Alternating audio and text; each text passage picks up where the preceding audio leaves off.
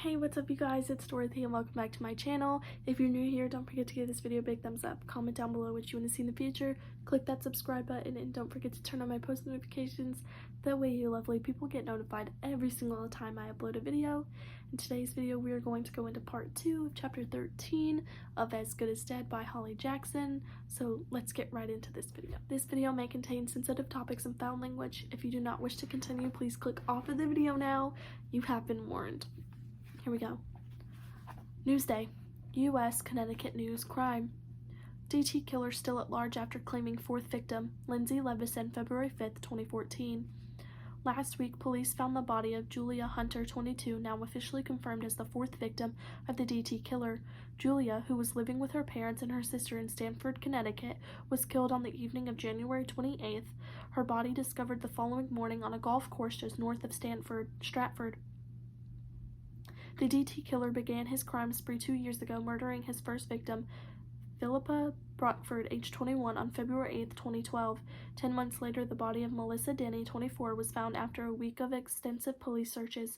She went missing on December 11th, and forensic experts believe she was killed that same night. On August 17, 2013, Bethany Ingram, age 26, became the third victim of the DT killer. Now, more than 5 months later, after much media speculation, police have confirmed that the serial killer has struck again.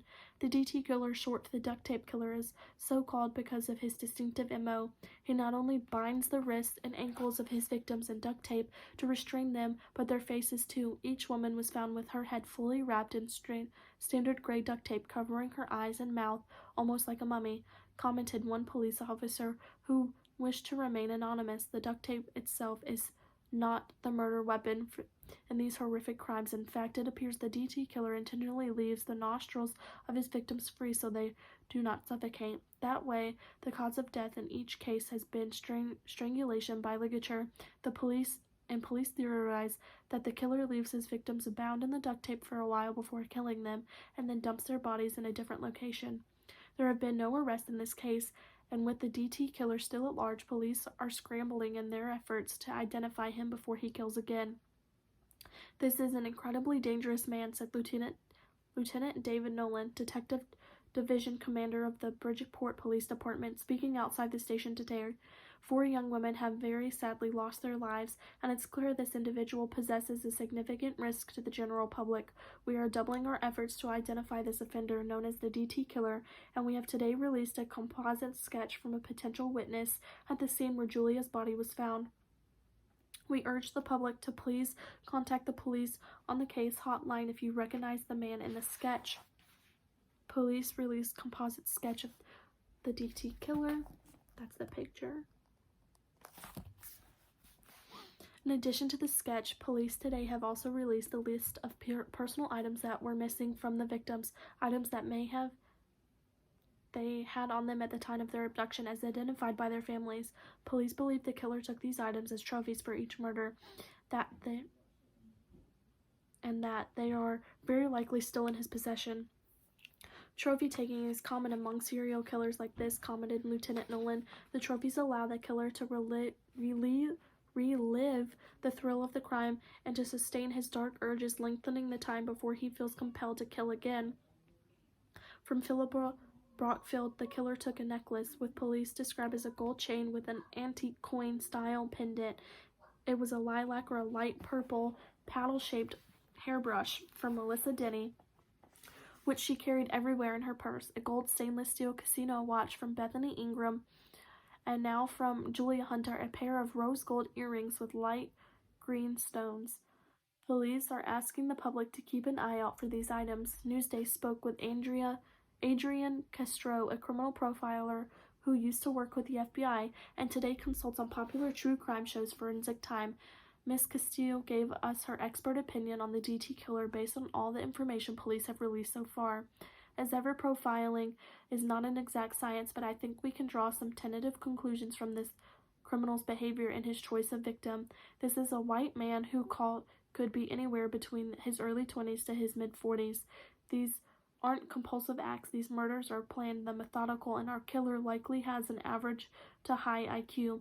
This man would seem to be perfectly normal, unremarkable, charming even. He outwardly appears to be an upstanding member of society with a good job where he's used to a level of control, maybe a management position.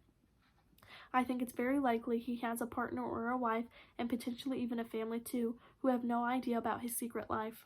There is an interesting observation to make about his spatial behavior too. In serial killers, we find that an offender will have a natural aversion to committing crimes too close to home, their buffer zone, and yet conversely, they also have a comfort zone, a nearby area they know very well that there isn't too close to home and where they feel secure committing these acts. We refer to this as a distance decay theory. It's interesting to note that these victims were all from different towns and cities in Fairfield County, and their bodies were all spread out in different locations in the comfort zone area. This leads me to believe that our killer lives in a different nearby location, one that hasn't yet come up in the investigation, his untouched buffer zone.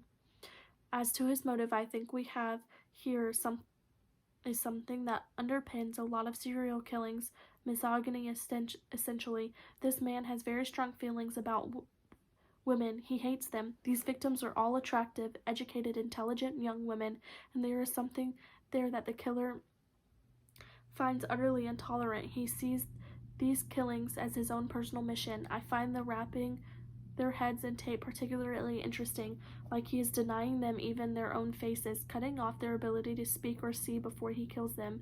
These killings come down to the power and humiliation and the sadistic pleasure the offender takes from that. It's likely the signs were there from a young age, and he started out by harming family pets as a boy. I would not be surprised if somewhere in his possession he keeps a manifesto with all his thoughts about women and how they should look or behave in order to be acceptable. The police have not released any information about whether he stalks his victims beforehand, but I would say, given how meticulous the victim selection appears to be, that there is a degree of surveillance before he abducts them. I think that's part of the thrill for him. He may even make a direct contact with them, and it's possible the killer had intimate relationships with these victims.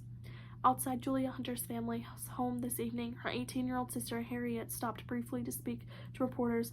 When asked about the possibility of Julia being stalked before her death, the tearful Harriet had this to say: "I'm not sure. She never told me she was scared of it or anything. I would have helped her if she had, but she did mention a few weird things in the couple weeks before.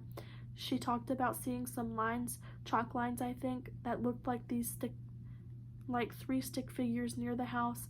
I never saw them, and it was probably just our neighbor's kids. Also, a couple of dead birds, pigeons, had been brought into the house through the cat flap, but Julia thought that was strange because our cat is very old now and hardly goes outside. She also mentioned getting a few prank calls that was in the week before she went missing, but she didn't seem frightened by them. If anything, she found them annoying. But looking back on those few weeks before, everything seems to be weird to me now that she's gone."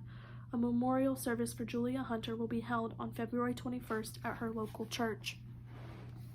That is the end of chapter 13. I will see you guys in the next video. Bye!